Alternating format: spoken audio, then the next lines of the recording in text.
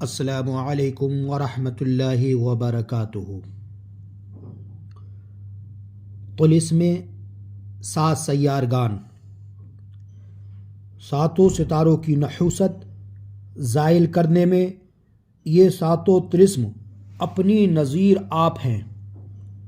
مگر ان کے متعلق انوار نجوم میں لکھا ہے کہ ہر طلسم جس ستارے سے منسوب ہے اس کو اسی ستارے کے شرف میں لکھا جائے۔ مثلا زحل کا طلسم شرف زحل میں، مشتری کا طلسم شرف مشتری میں، مریخ کا طلسم شرف مریخ میں، آفتاب کا طلسم شرف آفتاب میں، عطارد کا طلسم شرف عطارد میں، زہرہ کا شرف زہرہ میں، قمر کا شرف قمر میں، یا ان میں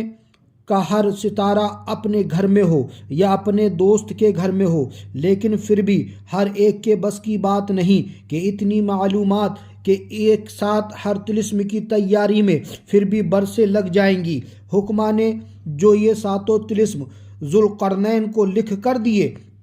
تو کیا تمام سیارے اس وقت شرف میں تھے یا اپنے گھر میں تھے یا اپنے دوست کے گھر میں تھے؟ نہیں، اور یقیناً نہیں۔ لہذا فقیر نے مناسب جانا کہ یہ ساتوں طلسم سلاطین اربع کے وصال میں یعنی 4 رجب شریف کو بلاک بنوا کر اور ساتھ ہی ان طلسموں کے آس پاس دعائے جامع مطلوب شامل کر کے تباہ کرا لی جائے تو عام حاجت مندوں کی دنیاوی تمام ہی مشکلات، مثلا لا علاج بیماریاں، ادائیگی قرض، مالی پریشانیاں، مقدمات میں فتح، دشمنوں پر غلبہ، تسخیر حکام، تسخیر خلائق، تسخیر جوزین وغیرہ وغیرہ، ہر لا علاج بیماری کے لیے سب کے لیے اکثیر ثابت ہوگا، مگر ان کے لیے